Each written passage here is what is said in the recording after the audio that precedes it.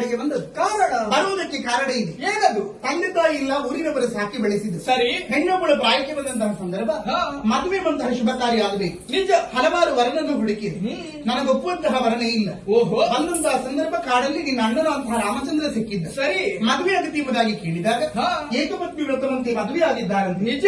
ಅನುಜನಂತಹ ಲಕ್ಷ್ಮಣನಿದ್ದಾನೆ, ಆತನ ಬಳಿಗೆ ಹೋಗು, ಹಾ, ಖಂಡಿತವಾಗಿಯೂ ಮದುವೆ ಆಗುತ್ತಾರೆ ಎಂಬುದಾಗಿ ಹೇಳಿದ. ಸರಿ. ಅದಕ್ಕಾಗಿ ಬಂದೆ.